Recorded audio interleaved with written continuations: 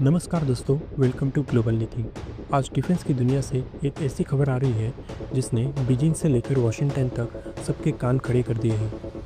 हम सब जानते हैं कि फ्यूचर ऑफ वॉरफेयर स्पीड है और आज इंडिया ने साबित कर दिया है कि इस रेस में हम पीछे नहीं हैं। रिपोर्ट्स के मुताबिक इंडिया ने अपनी नई एंटी-शिप हाइपरसोनिक मिसाइल का सफल टेस्ट किया है, जिसकी रेंज 1500 किलोमीटर बताई जा रही है। ये कोई साधारण मिसाइल नहीं है, ये एक कैरियर किलर है, यानी चाइना के बड़ी बड़ी जहाज़ ऑफ इंडियन ओशन में सेफ नहीं है। क्या है ये टेक्नोलॉजी और इसे अनस्टॉपेबल कहा जाता है, आइए डिकोड करते हैं। सबसे पहले सोर्स देखते हैं। डीआरडीओ के हवाले से जो खबरें आ रही है उसके मुताबिक ये missile hypersonic technology demonstrator vehicle programme का नेक्स्ट स्टेप है। इसकी सबसे बड़ी खासियत है इसकी स्पीड। ये मार्क 5 से ऊपर यानी आवाज़ की गति से 5 गुना तेज उड़ सकती है। डिफेंस एक्सपर्ट का कहना है कि अगर 1500 किलोमीटर की रेंज का मतलब है हम अपनी कोस्टल लाइन से दूर बैठे बैठे दुश्मन के किसी भी वॉरशिप को निशाना बना सकते हैं। ये पूरी तरह से मेड इन इंडिया है। अब आप पूछेंगे, सर हमारे पास ब्रह्मोस तो पहले से है, तो इसकी क्या ज़रूरत? देखिए, ब्रह्मोस सुपरसोनिक है जिसकी स्पीड मार्क 3 है, लेकिन यह नई मिसाइल हाइपरसोनिक है जिसकी स्पीड मार्क 5 प्लस होती है। फ़र्क सिर्फ स्पीड का नहीं होता। नॉर्मल बैलिस्टिक मिसाइल एक पत्थर की तरह ऊपर जाती है और नीचे गिरती है, जिसे सिर्फ रडार पकड़ लेता है, लेकिन हाइपरसोनिक मिसाइल लो एल्टीट्यूड पर उड़ती है और हवा में अपना रास्ता बदल सकती है, जैसे जिगजैग मूव करे। जब तक दुश्मन का रडार इसे डिटेक्ट करता है उसका गेम ओवर हो जाता है। इसे रोकना लगभग नामुमकिन है। बट इंडिया को इस मिसाइल की ज़रूरत क्यों पड़ी?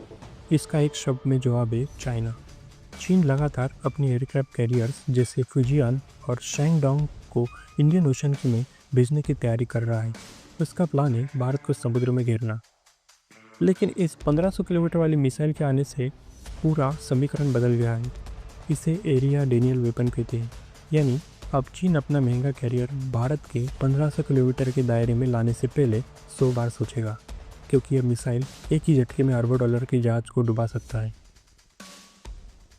जरा इस मैप पे नज़र डालिए। इसे स्ट्रैटेजिक डेप्थ कहते हैं।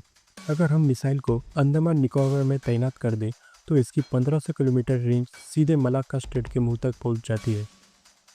मलाक्का स्ट्रेट वो जगह है जहां से चीन का 80% तेल और व्यापार गुजरता है। अगर कल को जंग होती है तो भारत को अपने जहाज़ भेजने की भी ज़रूरत नहीं होगी। हम बस एक बटन दबाकर मलाक्का स्ट्रेट में चीन की सप्लाई लाइन काट सकते हैं। ये भारत के हाथ में एक बहुत बड़ा लेवरेज है। इस मिसाइल का दिल है इसका इंजन, जिसे स्क्रैमजेट कहते हैं।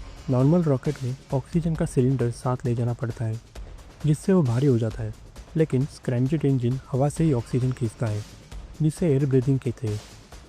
इससे मिसाइल हल्की हो जाती है और ज़्यादा विस्फोटक ले जा सकती है। यह टेक्नोलॉजी दुनिया में गिने चुने देशों के पास है। डीआरडीओ ने इसे खुद बनाकर साबित कर दिया कि हम मिसाइल टेक्नोलॉजी में अब रशिया, अमेरिका और चाइना से पीछे नहीं है। ग्लोबल कंटेस्ट की बात करें तो अभी इस रेस में रूस की जिरकॉन और चीन की DF-17 यानी डोंगफेंग 17 सबसे आगे थी। अमेरिका भी अपनी हाइपरसोनिक मिसाइल टेस्ट कर रहा है, लेकिन उनका प्रोजेक्ट थोड़ा डिले चल रहा है। भारत की ये एंट्री पावर बैलेंस को ठीक करती है। अभी तक चीन के पास एडवांटेज था कि उसके पास हाइपरसोनिक है और हमारे पास नहीं, लेकिन अब लेवल प्लेइंग फील्ड है। अगर वो हमें मार सकते हैं तो हम भी उन्हें बराबर की चोट दे सकते हैं।